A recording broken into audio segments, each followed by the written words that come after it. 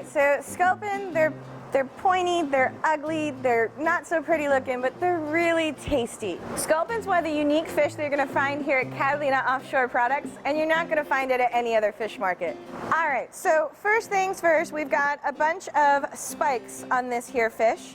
There's a few up here in the head, so you're going to try to avoid kind of putting your hand right directly onto the head. The other thing is we've got these spines that run along the back.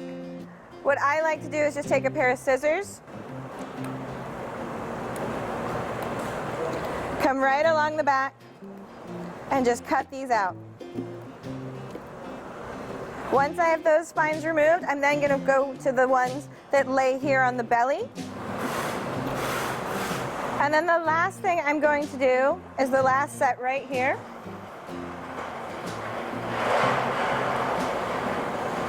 I just want to remove all these so that when I do go to gut the fish, I don't end up having the fish gut me.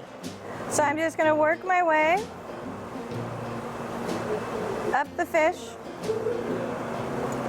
towards the head, open it up. So nice and clean, that's your rubbish, ready to go. All right, Scott, so it's really simple to cook a whole fish. You really don't have to do fillets or break the fish down. For this particular recipe, I'm going to steam the whole fish, and I'm going to use something as simple as that old-fashioned vegetable steamer that you can buy at the 99-cent store. But to make mine a little bit better, I'm going to use some frozen banana leaves. They're really simple. You just pull it out of the freezer, and then you want to take the whole leaf and cut it down to size, and wipe off anything that's on the outside. The whole fish that we're using today is a sculpin. We have gutted the fish. We've also removed the spines that run along the top of the fish and along the belly as well. I'm next going to make a couple of scores that go through the skin, but not too deep through the flesh. What this is going to allow for is a little bit of flavor to infuse into the fish as opposed to just sitting on the outside. So I'm going to flip it over and score the opposite side.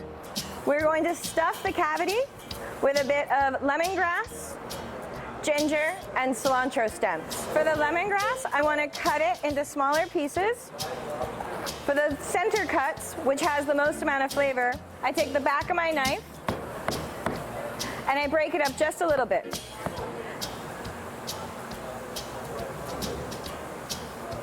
And my easy tip for ginger is just to take a regular kitchen spoon and peel the skin off the outside. Once you peel your ginger, you're just going to slice it into rounds. Now the cilantro stems, the top of the cilantro, we took some of the leaves off and we'll be using that for garnish. So now we've got all of our beautiful aromatics in the fish, which is going to make it beautiful and flavorful. And we're going to place it into the steamer.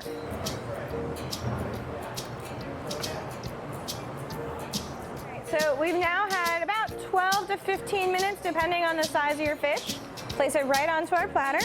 And then I've got this lovely sauce that I made. And I'm going to spoon that right over the fish. So this is a spicy, sweet and sour Thai sauce. We started with our shallots, our garlic, and our red jalapeno, and a pinch of salt. We pureed that just to break them all up so they weren't big chunks anymore.